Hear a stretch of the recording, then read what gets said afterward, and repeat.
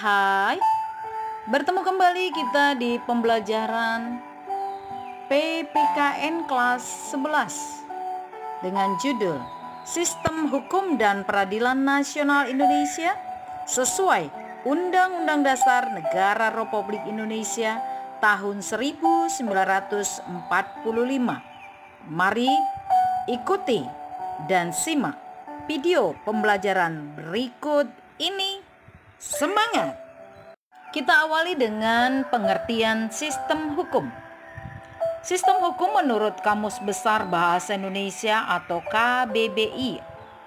Kata sistem mengandung arti susunan, kesatuan masing-masing untuk membentuk suatu kesatuan secara keseluruhan yang saling mengikat satu sama lain. Sementara itu, dari berbagai ahli, kata hukum mempunyai arti suatu himpunan peraturan, perintah dan larangan yang mengurus tata tertib pada masyarakat yang dibuat oleh badan-badan yang berwenang dan wajib ditaati oleh masyarakat. Berdasarkan pengertian-pengertian sebelumnya, dapat disimpulkan bahwa sistem hukum adalah satu kesatuan hukum yang berlaku pada suatu negara tertentu yang wajib dipatuhi setiap warga negara. Unsur-unsur dalam pengertian hukum tadi adalah 1.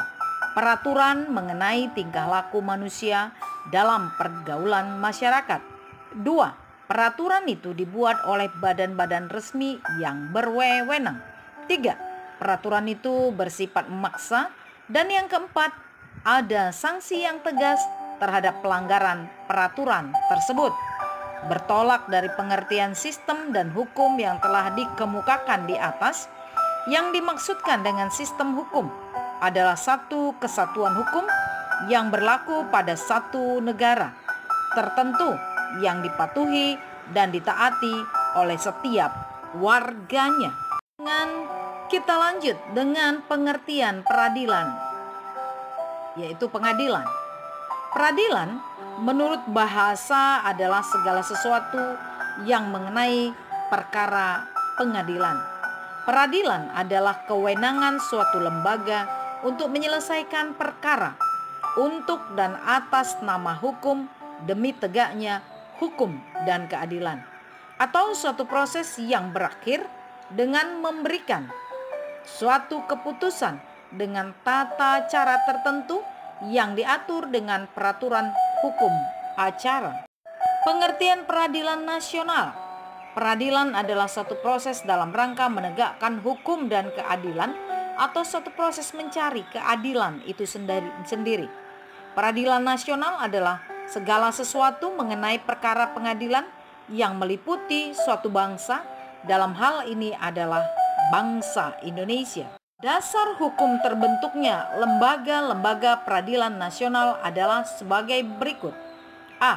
Pancasila, terutama sila kelima, yaitu keadilan sosial bagi seluruh rakyat Indonesia. B. Undang-Undang Dasar Negara Republik Indonesia tahun 1945, Bab 9, Pasal 24, Ayat 2 dan 3, yaitu kekuasaan kehakiman dilakukan oleh suatu mahkamah agung dan badan peradilan yang berada di bawahnya dalam lingkungan peradilan umum, lingkungan peradilan agama, lingkungan peradilan militer, lingkungan peradilan tata usaha negara, dan oleh sebuah mahkamah konstitusi. Sistem kelembagaan peradilan nasional tentunya adalah sesuai dengan Undang-Undang Dasar 1945. Tentu diawali dari peradilan umum, peradilan agama, peradilan militer, peradilan tata usaha negara.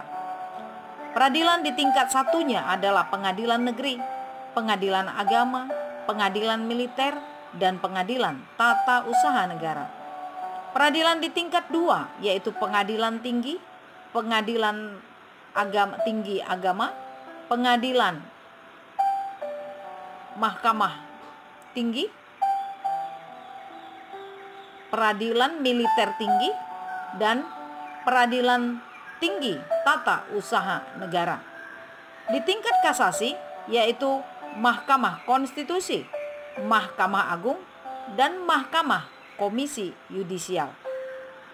Sistem kelembagaan peradilan ini tentunya dibagi 3. Di tingkat kasasinya, Mahkamah Konstitusi, Mahkamah Agung, Komisi Yudisial. Dan Mahkamah Agung ini membawahi peradilan tingkat 2 dan peradilan tingkat 1.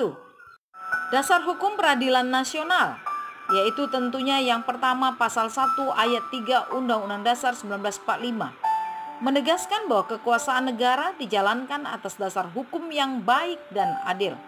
Yang kedua, pasal 24 ayat 1 Undang-Undang Dasar 1945, menegaskan kekuasaan kehakiman harus bebas dari campur tangan kekuasaan lainnya. Dasar hukum yang ketiga adalah pasal 24 ayat 2 Undang-Undang Dasar 1945, menegaskan bahwa kekuasaan kehakiman dilaksanakan oleh Mahkamah Agung dan badan peradilan yang ada di bawahnya.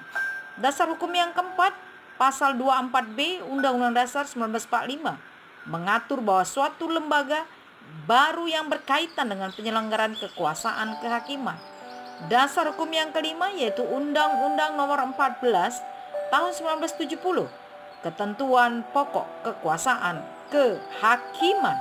Next, tingkatan dalam peranan lembaga-lembaga peradilan di Indonesia itu diawali dari peradilan tingkat pertama, peradilan tingkat kedua, dan peradilan tingkat kasasi oleh Mahkamah Agung. Peranan lembaga-lembaga peradilan tentunya yang pertama adalah pengadilan negeri, yaitu di tingkat pertama. Fungsi pengadilan negeri adalah memeriksa tentang sah atau tidaknya suatu penangkapan atau penahanan yang diajukan oleh tersangka, keluarga, atau kekuasaannya kepada ketua pengadilan dengan menyebutkan alasan-alasannya. Tugas dan wewenang pengadilan negeri adalah memeriksa, memutus, dan menyelesaikan perkara pidana dan perdata di tingkat pertama. Tindak pidana yang memeriksanya harus didahulukan yaitu korupsi, terorisme, narkoba psikotropika, pencucian uang, atau yang ditentukan oleh undang-undang dan perkara yang terdakwanya berada di dalam rumah tahanan negara. Pengadilan tinggi di tingkat kedua. Pengadilan tinggi berkedudukan di ibu kota provinsi dan daerah hukumnya meliputi wilayah provinsi, yaitu pengadilan tingkat banding. Fungsi pengadilan tingkat tinggi adalah 1. Menjadi pemimpin bagi pengadilan-pengadilan negeri di dalam daerah hukumnya. 2. Melakukan pengawasan terhadap jalannya peradilan di dalam daerah hukumnya dan menjaga supaya peradilan itu diselesaikan dengan seksama dan sewajarnya. 3.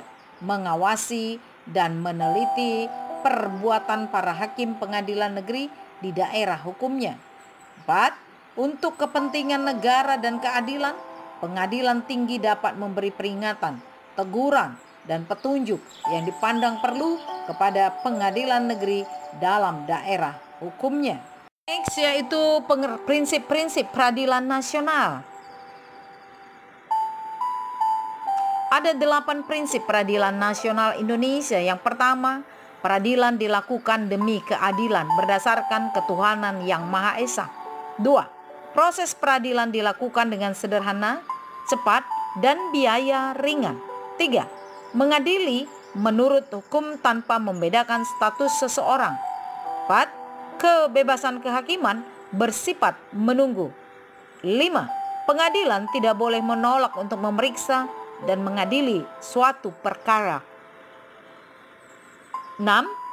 Sidang pengadilan adalah terbuka untuk umum. 7. Para pihak yang berperkara memiliki hak ingkar. 8. Semua putusan hakim harus disertai alasan putusan. Kita lanjut dengan peranan lembaga peradilan.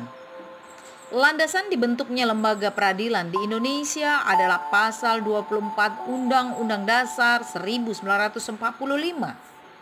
Peranan lembaga peradilan tentu disesuaikan dengan kewenangan masing-masing sebagai berikut. 1. Mahkamah Agung sebagai lembaga peradilan tingkat kasasi sebagai pemutus perkara yang paling tinggi. 2. Mahkamah Konstitusi bertugas pengiring, pengontrol, dan penegak dalam praktek penyelenggaraan konstitusi. 3. Komisi Yudisial sebagai penegak kehormatan dan keluhuran daripada hakim. 4.